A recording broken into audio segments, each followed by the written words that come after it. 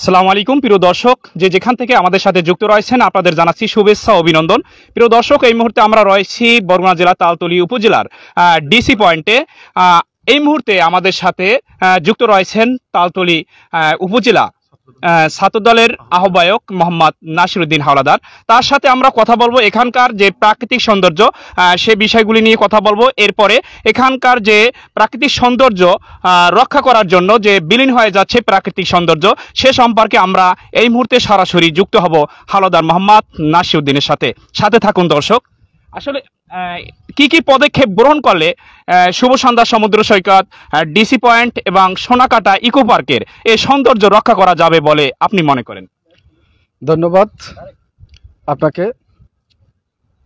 আমাদের তালতলী বরগুনা জেলা তালতলী উপজেলার শুভ সন্ধ্যা, ডিসি পয়েন্ট এবং ইকো পার্ক একটা অনেক সুন্দর একটা জায়গা। এখানে প্রতিদিন শত শত দর্শনার্থী এখানে ঘুরতে আসে।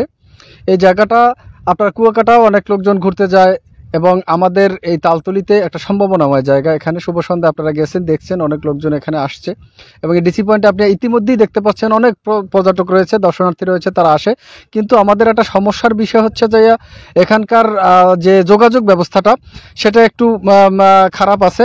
আমরা প্রশাসনের কাছে অনুরোধ করতে চাই যে এখানে জেলা ডিসি যিনি আছেন, দায়িত্বে আছেন, এবং উপজেলা নির্বাহী কর্মকর্তা যিনি আছেন, তাদের সহযোগিতায়, প্রশাসনের সহযোগিতায় এখানকার যদি যোগাযোগ ব্যবস্থাটা একটু ভালো করা হতো, মানুষ যাতায়াত যাতে ভালো করতে পারে, আসতে পারে, তাহলে এখানে দর্শনার্থী আরও বেশি হবে।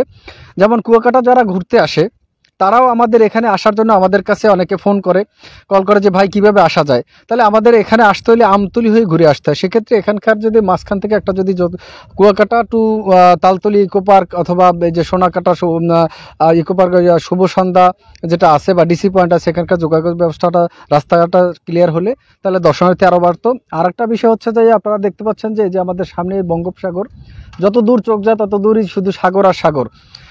এই সাগরে আমরা প্রতি বছর যে বন্যার কবলে শিকার হচ্ছি, সেখানে আমাদের যে শুভ সন্ধ্যা এবং ইকো পার্কে যে আপনি দেখতে পাচ্ছেন এই যে পাশে এগুলো ভেঙে যাচ্ছে, দিন প্রতি বছরই আস্তে আস্তে আস্তে আস্তে ভেঙে ওদিকে আমাদের যে সৌন্দর্যটা আছে সেই সৌন্দর্যটা বিলীন হয়ে যাচ্ছে। সেক্ষেত্রে আমরা প্রশাসনের কাছে আমাদের পক্ষ থেকে, আমার ব্যক্তিগত পক্ষ থেকে বলবো যে যারা বরগুনা জেলা ডিসি মহোদয় আছেন এবং উপজেলা নির্বাহী কর্মকর্তা আছেন, থানা অফিসার ইনচার্জ আছেন, তাদের সহযোগিতা এবং এখানকার যারা দায়িত্বে, পরিবেশের দায়িত্বে যারা আছে, তাদের সহযোগিতা যদি এখানকার এই নদী শুভ সন্ধ্যা থেকে ডিসি পয়েন্ট এবং সোনাকাটা ইকো পার্ক পর্যন্ত যদি একটি ভেরিবাদ করা হয়, সেক্ষেত্রে আমরা এই ভাঙনের কবল থেকে রক্ষা পাবো, এটা আমি মনে করি। এখানকার যে